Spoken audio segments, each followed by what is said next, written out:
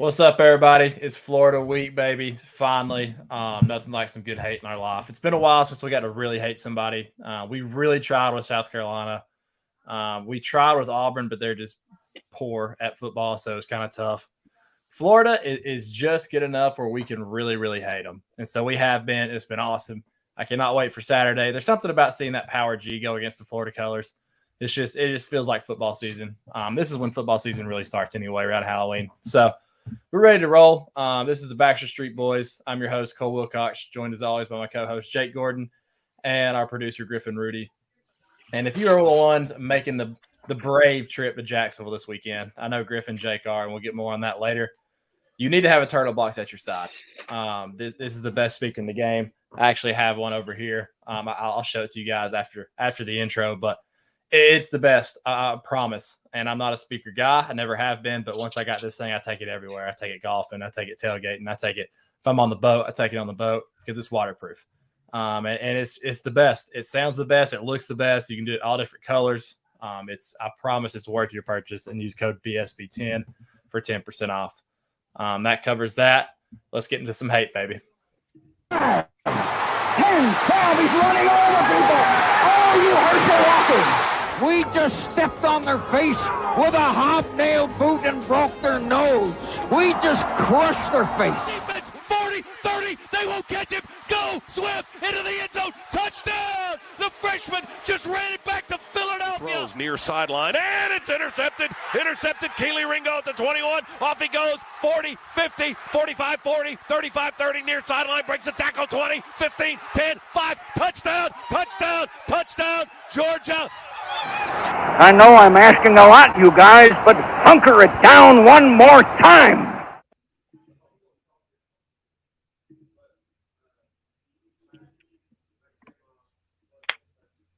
Oh, yeah. Sorry. I was muted.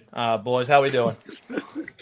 I'm doing good. I'm not looking forward to this drive, but you got to do what you got to do sometimes. When you dipping out? Tomorrow? Yeah, probably about 3 o'clock. Nice. Headed down south, the voyage. I always liked when people would post their Snapchat. The snap maps of everyone going down south to Frat Beach, baby. Jacksonville, man, nothing like it. Nothing like a little Jacksonville, some Florida, Georgia. It's a disgusting town, and no disrespect to any of you Jacksonville natives. There are some good parts, but it's a place that I don't really desire to see again as a site. But the Florida Georgia game is fun. Like, I know we ragged on a little bit, but it is a fun time. It really is. Yeah, no doubt. I'm excited to watch us beat in on these losers. Griff just came fresh off a test. Griff, how'd the test go? Yeah, I don't know. I mean, I've had about like 10 total hours of sleep in the last 3 days because I've had 3 tests this week, just grinding for all of them. And this was the last one, thank God. But you're hope free now. Yeah, we'll see. A Florida win will make this week a lot better. It's been a tough week. Is it not wild how they just always stack up on the same week? Like it's every insane. single time. Every time. I mean, 3 days in a row. One on Monday, one on Tuesday, one on Wednesday. I mean, how does that even happen? Yeah, that's brutal. This week we started basketball at the high school. If you didn't know out there, I'm coaching this year. I got the freshman boys. It's a really good class, but also helping with all the other teams, of course. And I obviously these kids just know me as a baseball player. Like, they're too young to have seen me play. I think some of them have, but most of them haven't. And so to earn their respect today, I had to jump in some drills and show them that I'm worth being respected. Yeah, you gotta let them know. I had to show them Coach had a little bit of game, so I think I earned a little bit today. We'll see though. We'll see how they respond. We're working on hedging screens, and they're not getting it real well for some reason. So I come off a screen, they did not hedge, they crashed. So of course I come off hard. They kind of crashed the paint, step back, buried it. I'm like, y'all better hedge when I'm coming over. I'm the reason we hedge. Guys like me are the reason we hedge these screens. So they know now. Jake, get anything in this week? Anything exciting? No, I mean, all the law school exams. I'm luckier than Griff. All the law school exams, there's only one, and it's always at the end of the semester, and they're all in the same week. So I don't have to worry about the mid-semester exams or anything like that. So I'm just kind of trying to get everything in order. I do have to take the MPRE. I'll miss that live show because it's going to be the 14th that Monday, which post Kentucky, I think. Yeah. That's a win. Yeah, I have the NPRE that Monday, so I won't be there for that, unfortunately. Yeah. Well, let's get into some football talk. Let's talk Georgia first. Georgia news first. We got a couple commits this week, right? Yeah. Got a couple commits. Yeah. We had the Chris Pill. Is that the DB from? Where's he from? I believe it's the same high school as Jaden Davis goes to. I can't remember the name. Okay. So, and he's a big time guy. I mean, if you're a DB, I mean, they're just absolutely cranking them out right now. I don't know why you wouldn't want to be here. We also got it's Providence Day School in Charlotte. Okay. We also got somebody else in the 24 class, I think. Maybe it's a 23. A receiver, maybe a walk-on receiver. Yeah. Yes. Yeah, I can't remember his name. We posted the meme twice. I know that. Yeah. I know that. And recruiting season is tough to keep up with who committed which week. And as we get closer and closer, there's going to be more and more. I feel like more. Cole, as Dan Mullen once said, this is not recruiting season. Okay, this is football season. We'll talk about recruiting season. This is game season. We'll talk about recruiting season when it's recruiting season. I miss that guy, man. It does make this a little less shiny this week. It's still the shiniest game we've played all year, but without Dan Mullen, it's just a little bit less. So, I hope Georgia Tech hires him to be their head coach. I think that would be a perfect fit. That dork going to that dork that school. would be awesome. Actually, I haven't thought about that one. That would be sick. That would be fantastic. Sick. Yeah, Dan Mullen to Georgia Tech, start the trend. Yeah, I love it.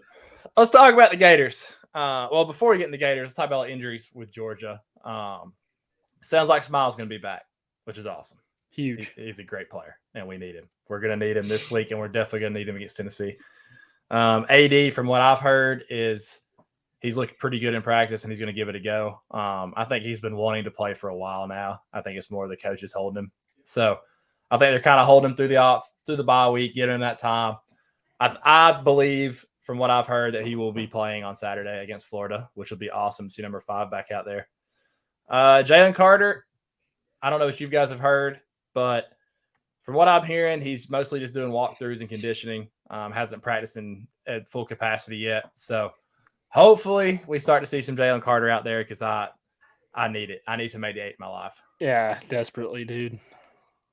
I've heard, you hear some rumblings from all kinds of stuff about agents getting in his ear and maybe saying some stuff about turning it in. But until you hear any of that from him, I think it's all speculation. I know some guys that were at practice today that said that he did conditioning, worked the rest of the day with Scott Sinclair. So we'll see. We'll see what happens, but I'd love to see Big 88 back against Tennessee. Love to see it. Yeah, I think that's going to be the critical one. They can handle Florida without him. But, Tennessee is going to be – we need all hands on deck for that. And unfortunately, we have lost our buddy, our guy, friend of the podcast, Dan Jackson, for the year. God, it sucks. Dirty Dan, man. He is – I just wanted him – I didn't want him to go out like this. That was my main thing. Yeah. I don't know if there's any way he can red shirt and play another season or something. If he can use a medical red shirt, probably not. It's just unfortunate because this might be the end of his UGA career. If you look around college football, he's probably the best player in college football, not on scholarship. He'd be up there. Tennessee fans were very confused when he was announced out. They thought that he was a starter because he actually gets playing time, and he's not the starter. They don't have much depth at that position. Yeah, so they don't. They're not real used to that. What you're asking to happen there, Griff, is for Tennessee fans to actually understand football a little bit, have a decent IQ in the sport, and be a little less ignorant than they already are. They have no idea what they're talking about. They don't understand what a depth chart is because they haven't had it in 20 years, and they can't fathom the fact that a person in the secondary can go down and a team can still function. Because even if they're fully healthy, they're still ranked 130th out of 131 in the country in pass defense. And I think part of it was also the fact that they wanted him to be a starting safety out so bad. They did. They wanted it so bad. But sadly enough for them, we have 2 All-Americans playing safety for us. So it's 3. Tyke's an All-American. Yeah. We see the snaps and how many guys are getting each snaps, but then you're also asking Tennessee fans to do something else they're not good with, and that is counting. Numbers, anything like that, that's a little above their heads. So Yeah, it was a confusing day for the Vols. So, I mean, where this anger is stemming from, this is why you got to follow us on Twitter, obviously, at Backstreet Boys down there. You have to follow us on Twitter because we get after it. So some guy, just a rando with like 12,000 followers. I didn't even realize he had this many followers. So I quote My tweeted friend him who's a and all the Tennessee fan minions. says he's an idiot, but He tweeted, Georgia has their starting safety out, ...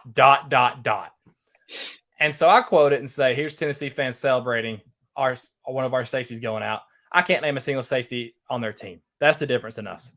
I had 1,000 Tennessee fans in the comments.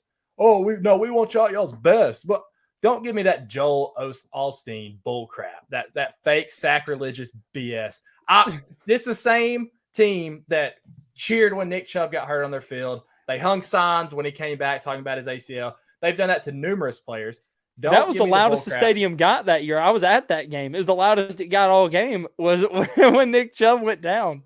Yeah, so don't give me the bull crap. All we want is your full health. No, you don't, because when Malachi Starks has a pick six or when Nolan Smith comes off the edge and has a strip sack, you don't want us at our best.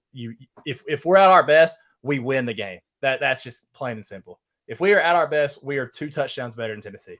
So I don't want to hear it. I don't want to hear it. Anyway, yeah. Florida. Screw Florida. And the mule they came in on. 130th, not 130th, but one of the worst teams against the run in college football. I think that's going to be key for Georgia. Georgia's got to run the ball. It would be nice if Osiris Torrance sat out one more game to make sure he was fully healthy. One of their starting tackles. Yeah. And I mean that's pretty much going to be the key. You got to make Anthony Richardson a pocket passer, and I think if you do that, you can win this game pretty easily. Who's the absolute monster they have at nose tackle? God, I don't know. He weighs like four. No, he weighs like 400 pounds. I can't remember his name. No, that guy's unbelievably huge. He's giant. I'm not, dude. He weighs like 400 pounds. I'm not kidding. No, he definitely does. He is nowhere close to anywhere below that. I think he's number 21. Dude, it's Desmond Watson, right? Is that his name? Yeah, Des Watson. Yeah. Here's the thing, and we said this in the preseason about Florida.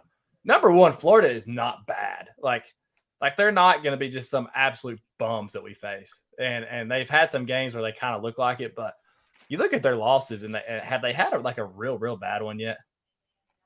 LSU, I mean, they gave up a lot of points. But yeah, LSU kept up. They did not look good in that. I mean, that game was at home too. I feel like they should have been. LSU, to be fair, LSU has hit their stride. They look like a completely different team the last 2 weeks than they have the weeks before. Jay Daniels feels like he feels something. Of course, they get their shit together after they play Tennessee, Well, they do look like a team that can actually challenge Alabama for the West. So Florida has beat Utah. Beating Utah is a great win. They went to Tennessee and hung a lot of points on them. Obviously, everybody does. But they hung right with them till the end and made it a good game, covered the spread, whatever. Had a chance to win, had the ball with a chance to win. So this is a team that's like, they're talented. And what I was getting back to is we said this in preseason. Their starting 22 is as good as anyone in the SEC. Like, not us or Bama, but they are very talented in their starting 22. It's depth that is the problem. And I think that's where you see it in the run game being so low, Jake, is they just don't have the depth to replace like the big guys up front. You talked about Osiris Johnson being out. Like you can't just replace a guy like that. They don't have the depth to do that yet, but they have a good coaching staff, probably their best coaching staff they've had, probably since Muschamp. Yeah. Muschamp staff. Like it is a good staff. So this is not some pushover team that we're going to go roll. We could roll them, but if we do, we'll have to play really well. 22 points is a lot for a rivalry game, but one thing that we've talked about this extensively. So Kirby Smart is from Bainbridge, obviously. Mm-hmm. People don't understand that guys from south of Atlanta, they hate Florida. Kirby's played in this game 4 years. Kirby's coached in this game for 5-6 years. This means something to him. There's no look ahead to Tennessee. I think Tennessee could get caught up on Kentucky looking ahead to Georgia. I don't think there's any way that Georgia is looking ahead to Tennessee. No. Kirby, that's just not who we are anymore with Kirby Smart. That's just they not. They know what this game means. Yeah. Well, it doesn't even matter about that. It's the fact that to some fans who are looking at the broad scope, like, oh, Tennessee is the big one. I promise you, the majority of Georgia fans, and like you said, Jake, if you like me, I grew up north of Atlanta. It's not. When I went to college, the rivalry got a lot bigger for me. A lot bigger for me. When I was here, like number one, Florida beat the crap out of us when I was growing up. So it was just like, okay, I mean, we're going to lose to Florida, whatever. And then it was just, there's no Florida fans around. There's like 4. So Tennessee was a team that I always hated. And South Georgia, and that's the game they circle for the entire year. Like they plan vacations around this game. The players from South Georgia, they hate Florida. Kirby, they asked him in the presser a while back, like, hey, you grew up in Bainbridge. You happen to be a Florida fan? He just simply said, no. No. Yeah. So he doesn't like Florida. We've seen it. We've seen the FTMF stuff. Like, this is the opposite of a look ahead. That is just not going to happen in Jacksonville for either team. No team will ever. If we suck, we're going to give Florida their best shot. If Florida sucks, they're going to give us their best bolt. Like, this is a game that no team is ever going to look over. Yeah. No doubt. And it's easy for, if you, let's say you're a Iowa fan or whatever, and you see this game on the schedule and you say, oh, Florida 22.5 points, and that's a rivalry game. It's a look ahead spot. And with Tennessee coming up, Right. that don't make sense. That's just not the case here. If they cover the spread, it's because they came out and played their best game, and they are more than capable of covering the spread. Like I said, I don't want to undersell Florida. They're really not that bad, especially when they're playing at their full strength. So let's start from the top, I guess. Anthony Richardson. He's a guy who first round talent. I mean, he's as talented as probably any quarterback we've seen in college football. Like, just pound for pound, he's built like a brick house. He can make every throw if he needs to. He just doesn't all the time. Yeah. And that's one thing I had written down is like, it's fun to make fun of him and everything, because I know we had the jokes at the beginning of the season, like how many touchdowns does Carson Beck have, or how many touchdowns does AR have passing or whatever, because he like didn't have one until they played Tennessee, which, we'll talk about that next week. But I mean, he is a guy with a lot of talent and a lot of upside. So he's a dude who can single-handedly win a game.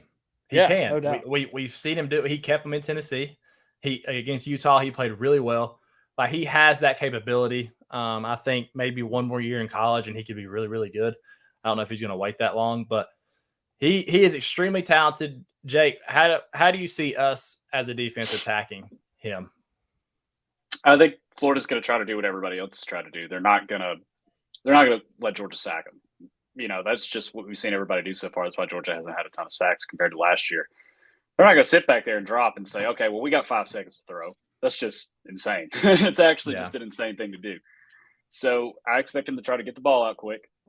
And they're going to try to do some design runs, and Georgia's just going to have to contain Anthony Richardson. I think really if you contain Anthony Richardson and you don't let him rip off, Robbie Ashford did a little bit of it, but if you don't let him rip off 10-yard run after 10-yard run and then hit a 50-yard run and then 10-yard run, then I think you're going to be just fine. This is going to be one of those games where you're going to get on Twitter the next day on Sunday, and you're going to see every casual Georgia fan on Twitter saying, well, we got to get more pressure than we got this week against Tennessee. We got to get more pressure. Georgia will dial up very little pressure against Anthony Richardson because your best friend is to keep him in the pocket and make him throw the ball. Yeah. So there's no reason to bring that much pressure. Like, our guys are going to win one-on-ones, so there's going to be pressure. But they don't have to blitz. They don't have to do a bunch of different stuff. They will occasionally because that's football. But keeping him in the pocket is your best friend. It's almost like Bo Nix. Keep him in the pocket and make him beat you out of there. He starts scrambling around, making Bo Nix plays. He's going to get rolling. And that's what Richardson did against Tennessee. They let him play to his strength. They came with a heavy pressure a lot of the game. He was getting out. He got in a rhythm. Make him sit in the pocket. Make him deliver accurate passes all game. He will not do it. He will not do it. Yeah, I mean, if you make him sit in there and make the right reads every play and be accurate with his passes, especially on like quick throws and stuff, that stuff happens quick. If he misses one time, like, he's going to scramble around, and like if he's contained, what is he going to do? And at that point, I don't really trust Anthony Richardson to beat us in that way. The only way that he beats us is if we let him play the kind of game he likes to play, where he's scrambling around, making like those Heisman top plays where you're just like going on out of nowhere, Yeah. And we're gonna have somebody spying him all game. They're gonna be watching. They're not gonna let him get out. Like, we're going to keep him in the pocket and not let him use his God-given abilities to beat us. And if he beats us out of the pocket, I think you just tip your cap, like I really do, and we'll make adjustments at halftime if he's hitting the spot, if he's making those plays. So that's how I think our defense will attack. Offensively, Jake, you talked about it. Florida's bad against the run. They're really, really bad against the run. I think we're going to see a heavy dose of the boys out of the backfield, and we're going to see a heavy dose of play action.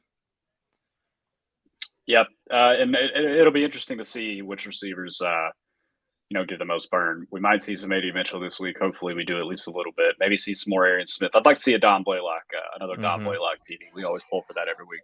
No doubt. Yeah, and I saw Brooks. I saw Brooks tweet something today about watching the tape, and Florida has just let tight ends run wide open multiple times throughout this year. So now that could be fun for us. No doubt about it. Let Brock Bowers eat in Jacksonville. And in terms of total defense this year, Florida is ranked. They are tied at 109th with Florida International University, allowing 429.3 yards per game. I didn't know they were that bad. I really didn't. I think LSU inflated those numbers a lot. Maybe, but I don't know, and dude. Tennessee. I mean, USF kind of ran it up on them too. Yeah, that's true. That is true. Yeah, their defense has suffered. I think that goes back to depth.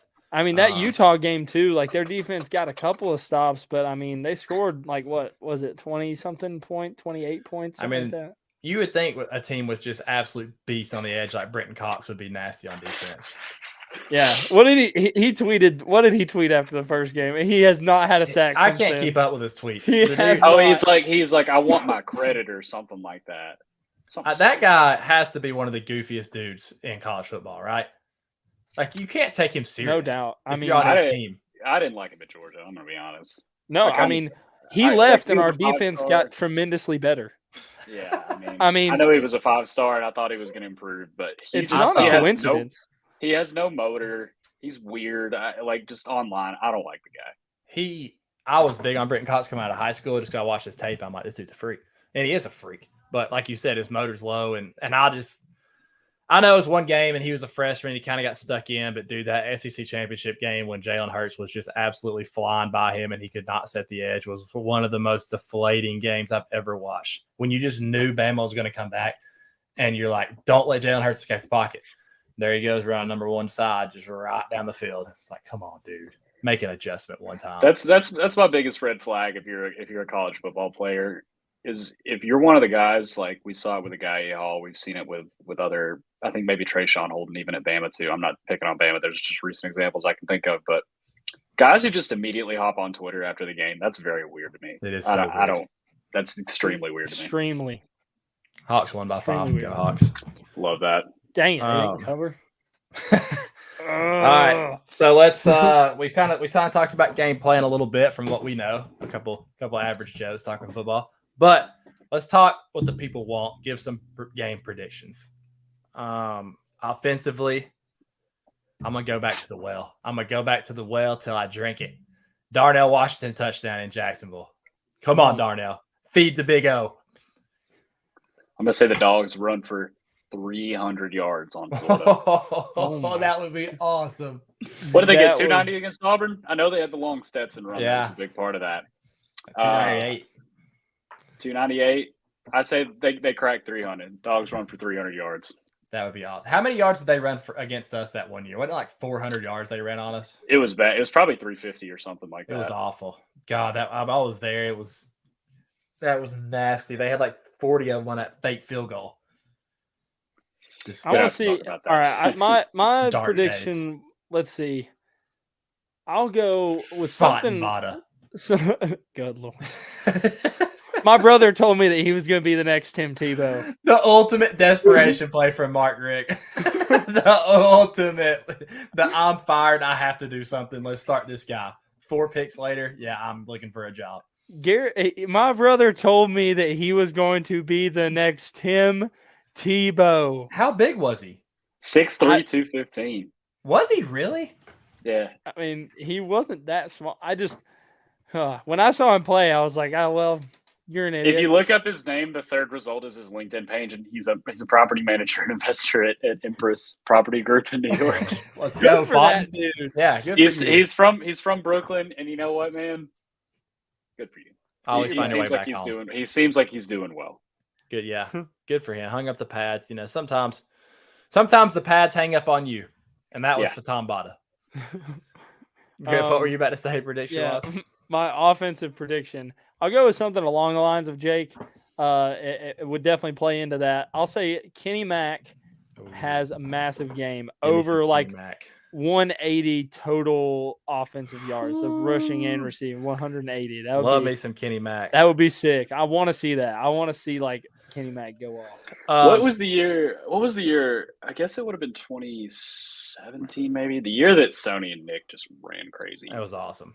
That awesome. Might have been 2017. It was because that was the old Sony Michel never has good games in Jacksonville, blah blah blah, and then he took ran off in the first quarter. He broke like that's okay. 60-yard tutty or something. So yeah, Georgia as a team ran for 292 that year. DeAndre Swift had 8 yards. Brian Harrion had 10. Jake Fromm had 13. Elijah Holyfield 49. Nick Chubb 77. Sony Michel 137. That doesn't feel crazy for this group. So no, I think it's Jake Fromm threw 7 passes that game.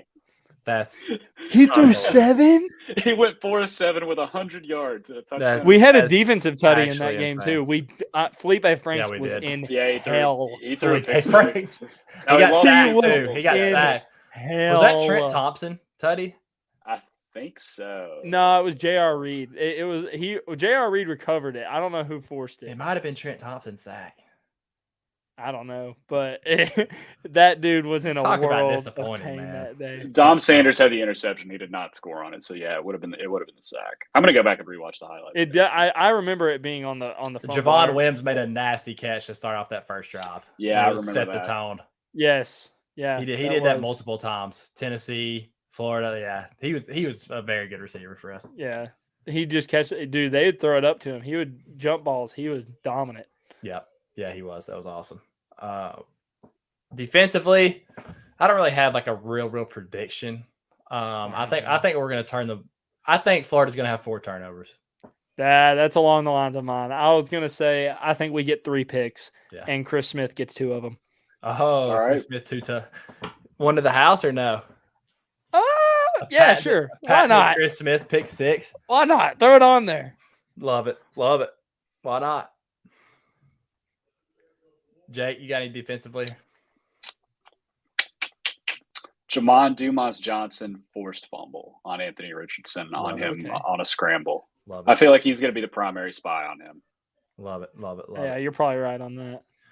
Well, that's the Florida game. I mean, I got Georgia winning pretty big. I don't think take the spread. I don't think Florida scores more than 20. So if they run the ball that much, that might be a fairly quick game, but we'll see. I mean, I'm thinking something along the lines of 38-17, 38-13, something like that. I'd say something. I kind of think we're just going to absolutely hammer these fools. It's one of those things to where I can see them covering in the first half. Maybe Georgia comes out a little slow because they've done that before this year against other teams, and it's a rivalry too. Yeah, but I am not going to bet the spread because I have too much at stake as it is. So love it. Speaking of spreads, that's Georgia, Florida. Speaking of spreads, quickly, let's go through some of our picks. Do some quick picks. I'm not going to lie to you. There's so many trap lines this week that I don't even know where to start. I'm taking all of them. I actually I'm taking one side or the other. I placed a huge round robin parlay that I'm very excited about. So we'll see about that. All right, how does those work? I've never understood how a round robin. It mixes and matches all of them. So technically, it's like 4 3-team parlays. So like it kind of yeah. So it gives you a bunch of combinations. All right. Let's do some favorites. I'll kick us off, and there's just so many, and I won't get into all of them because I'm sure we'll talk about some. Griffin is famous for biting on traps. Yeah. This is either going to be a really good week for me or an awful week for me. I will say I've gone 3-1 the past 2 weeks, so wow, 6-2 in the past 2 weeks. I'm just put that out there. Like I don't know how I don't just go back to the well here. Like we've told the folks, it's Cocktober. Like it is Cocktober in Williams-Brice. I like that line, but it feels like a trap. I don't know that it does. Like what do you think? Let's start. What's everybody's favorite trap game of the week? Because mine's Syracuse -2.5. Yeah, I took that one. I took it already. That's outrageous. It's not my play, but I took it. Auburn. I like Arkansas's only a 3-point favorite on Auburn. What's the that one was like 4. I just saw another one. It's gone down. Wake's only 3.5 against Louisville. I almost took that. I have Louisville. Every single line this week is a trap line. It's unreal. It actually is insane. I'm running out of teams that I trust. A&M +2. Yeah, no, that is ridiculous. And then you got West Virginia +7.5 versus TCU. Wow. I feel like that's a trap line. So that was probably the worst. I'm going to do it. I'm taking Cocktober -3.5. Come on, Cox. It's 3.5 now?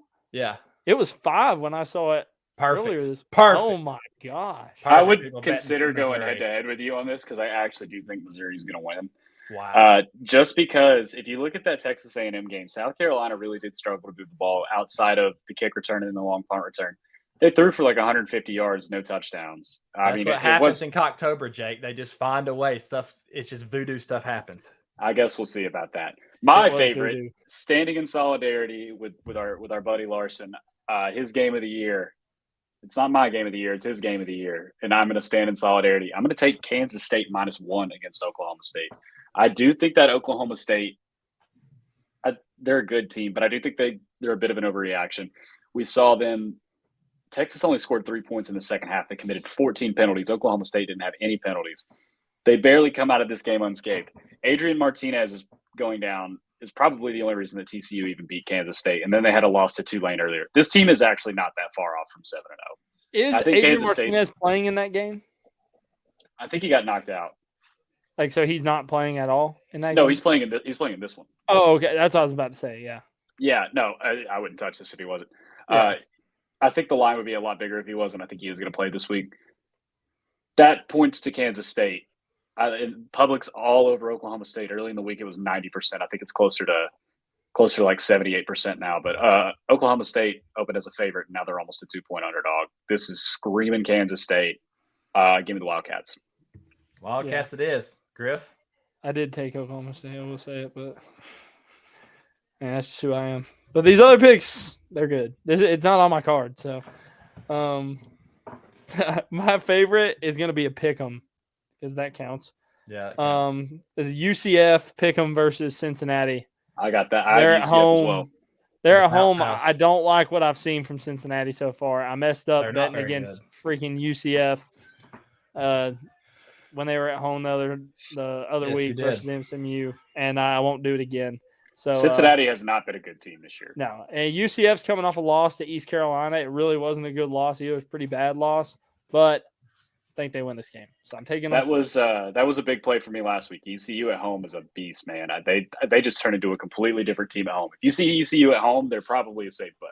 They play BYU this week at BYU. I know. I said if they were at home, I was going to take them. I kind of want to take BYU, and I might do it, but I don't know. They're bad. I watched them the past 3 weeks. I haven't even bet on them. Who's your underdog, Griff? Yeah, go ahead. My underdog is going to be just because this line is ratty and there's no other reason. It's Texas A&M +2.5. I have to take this. I have no other choice but to do this. There's no way in the world that this should be the spread for this game, and it is. That was mine, and so I have to take it. I have to. That was mine, but I love the pick. I love it. Absolutely love it. I took a money line. If that tells you anything. Yep. I might double down money line. This is part of the, they were also part of my round robin parlay along with Missouri that I mentioned, along with Kansas State. This is the last team. This is the last leg of the round robin parlay. I have Louisville catching 5 against Wake Forest. Wake Forest has had their moments where they've given up a lot of points. They give up, 21 to Florida State, 51 to Clemson. Liberty put up 36 on them. Vandy put up 25 on them. They're prone to give up points, and they've struggled with strong passing attacks and mobile quarterbacks, something that Louisville has actually been good at this year. They worry me a little bit, but I don't love a ton of the underdogs on the board this week. I would thought about Kentucky +14, but I think that line's moved a little too much for me to make it my play. 12.5. I got it at 13.5, and I bought it at 14. But I could see Kentucky getting smoked. I'll take Louisville. Whatever. This is about to be the most disgusting play I've ever made in my entire life. and I'm well aware of this. I love it. I hate this play so much just because it doesn't really make sense to me. Even the total seems a little higher than what I feel like it should be. I got something nastier for you. Don't worry. I don't know, Jake. I don't know if you're going to beat this one. Nebraska plus 7.5 at home against Illinois. Oh, that is not what I thought that was going to be. I love Illinois. Oh -7. my God. That actually almost made me puke. I looked at the total and it says 50.5, and I don't understand why it's that high. So for that reason, I'm taking Nebraska. You're taking Nebraska? Plus 7.5. I'm taking Nebraska at home against Illinois. Listen. That might actually be my favorite rat line of the week is Illinois -7. Yeah. Shout out. It's ratty. I mean, it's I'm going against Vegas here. And shout out to my boy Nick Schnell. You're my buddy. Illinois is not good. Like we can quit acting like they're actually good. They've beat the teams in front of them. Congratulations. Nebraska's not good either. Don't get me wrong. They suck. But it's not like Illinois is good enough to be getting favored by a touchdown on the road. So I'm going to take Nebraska. Disgusting game. I hate it. It might lose. Actually, it probably will lose. That was more disgusting. I thought you were going to say like West Virginia plus 7.5 or something. No, I'm done. I'm done. West Virginia gross. I still got the nastiest game on the board. I wanted to make it my under, but I have a better one. Cole, give me first. All right. Over. This is going to make up for my disgusting play. This is free money, boys. I would make it game of the year, but I'll never do that on a total. It'll be on a line somewhere down the road. This is free. Pittsburgh, North Carolina over 64.5.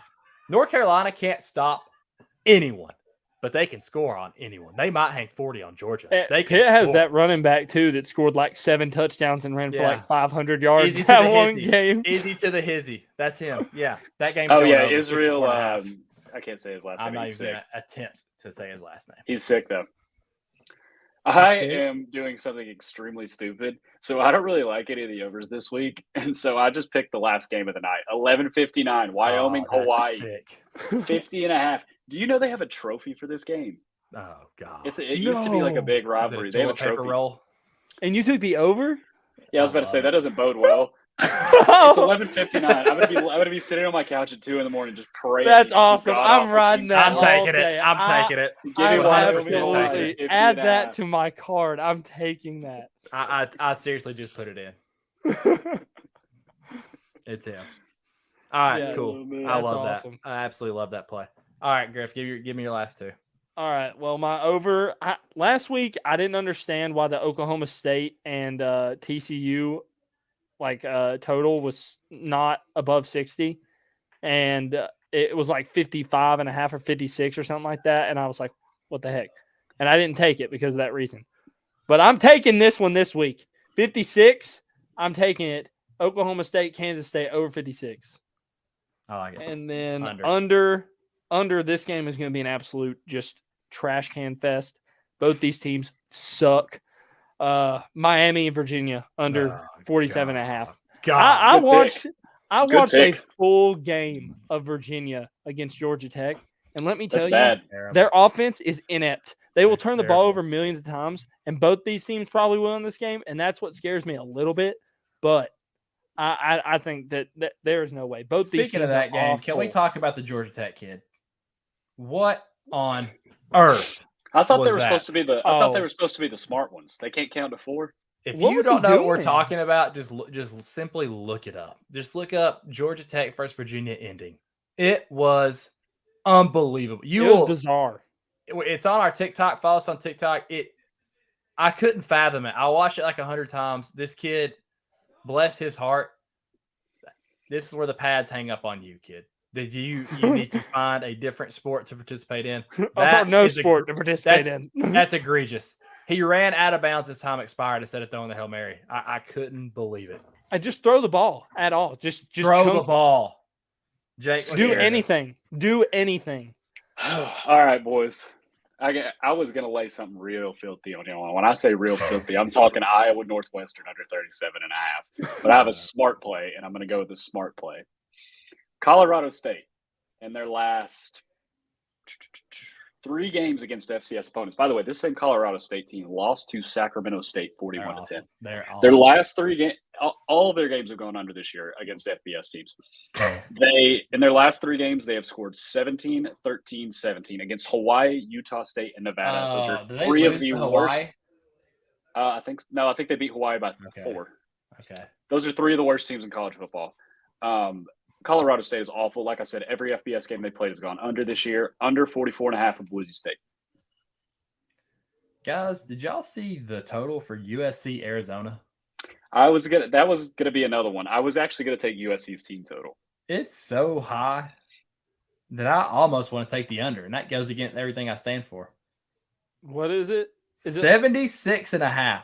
It started out at like 80. Too high. It feels way too high. Should I take it? And honestly, if it was like 62, I would be like, oh, that's a good under. But now I'm just suspicious that it's so high. Yeah, I almost think that would be wrong. I almost think it'd be wrong to take it. It would be sacrilegious, but my picks have been so disgusting. It's just like all of these picks are disgusting. I don't see either of these teams. No, you gotta do it, and you can have like just the grossest looking card ever.